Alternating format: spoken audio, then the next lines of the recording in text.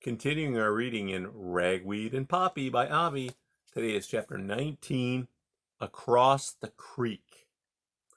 The line of mice scampered by the pump, crossed through the old orchard, and continued on until they reached the banks of Glitter Creek. To Ragweed's eyes, the creek seemed no different than it had been before.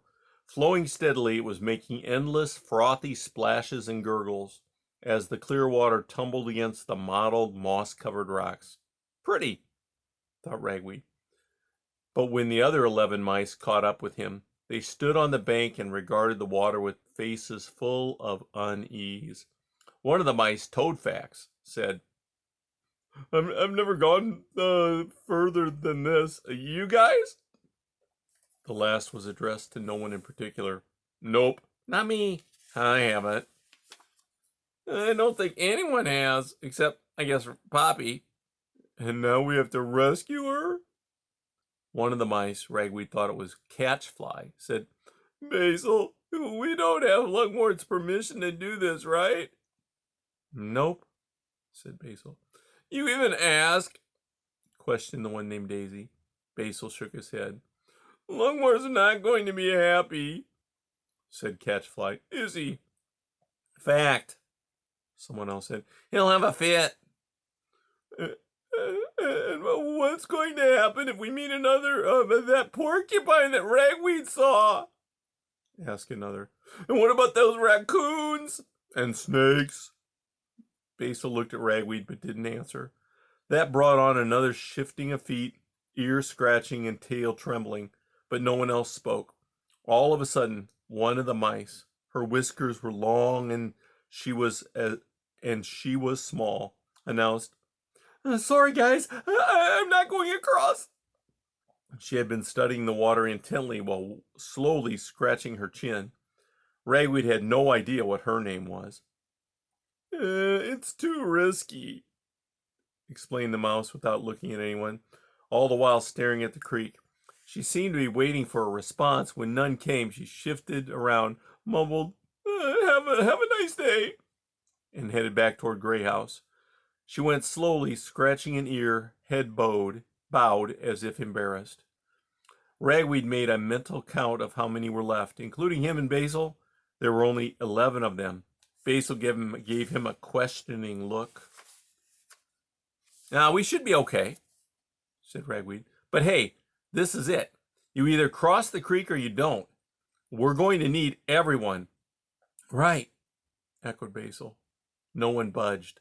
Okay, said Basil. Ragweed is going to show us how to cross the creek.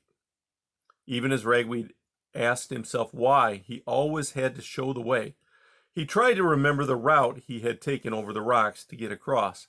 After a quick study, he mentally mapped out a path to the other side.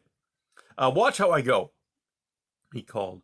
With that, he leaped onto the nearest rock, and with something like a hop, jump, and a few more skips, covering 15 stones in all, he reached the far side. Cool, he told himself. I'm good. He turned and looked back across the creek. Not one mouse had followed him. Instead, they were all staring at the water, looking uneasy.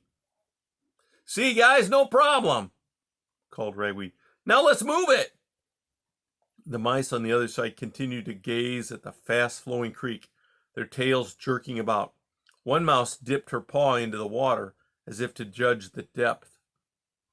It's kind of cold, she said, and shook her paw free of the droplets as if they were unpleasant. Come on, Ragweed yelled. You need to do it. Please, guys, said Basil, trying to encourage them to move forward. He was standing behind the other mice. We're doing this for Poppy. One by one, the mice began to make their way across, using for the most part the same stones Ragweed had used, though moving with greater timidity, often hesitating between leaps. They were almost all across when one of the mice, Ragweed thought it was Rocket, slipped and tumbled into the water. There was a gasp from all the mice. Rocket, instantly panicking, while trying to keep himself from being washed downstream, thrashed about and waved for help. Fortunately, Primrose was on the nearby rock. She reached down to the squealing mouse, grabbed one of his paws, and helped him clamber to safety, sputtering and spitting onto the rock. The two mice, much slower than before and tightly clutching each other's paws, jumped their way to the far shore. Once there, Rocket, dripping wet, which made him look like a wet, skinny noodle, shook his whole body to dry himself, soaking the other mice who were near. Then Basil crossed over, trying to act as if he wasn't concerned. That meant everyone was across save Trefoil. He remained on the far side, eyes fixed on the water, tail whipping about in great agitation. "Come on, pal," called Ragweed. "Hit the hops." "I apologize, Basil," Trefoil finally called out. I don't think I can do it." "Sure you can," called Basil. "We did." "No, I can't," cried Trefoil tearfully. "Either you do or you don't," shouted Ragweed. "We have to haul." After another long, silent moment, Trefoil shook his head. "Nope," he blurted out. "It's too scary." And with that, he turned about and raced back in the direction of Grey House, going much faster than he had come. 10, said Ragweed as much to Basil as to himself. "Let's get over to Long Meadow," urged Basil. "Away from the creek." "And the forest," added Daisy with glances at the other mice. With Ragweed in the lead, the 10 mice walked along the edge of the creek until the meadow spread out on their right. Within moments, they were all gathered under a meadow bush. Once there, Ragweed paused and tried to remember which way he had come. Along the forest edge, that was as much as he knew.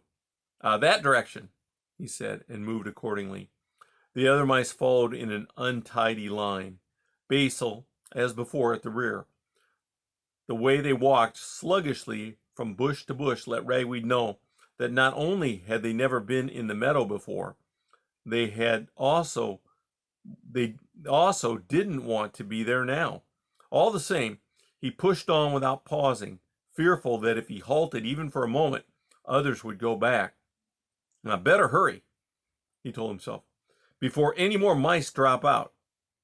So he even walked a little faster, calling over his shoulder, "Let's move it," in as brave a voice as he could muster. But all the while he was thinking, "Hope I remember where Poppy is. Hope she's still there." And that's the end of chapter 19.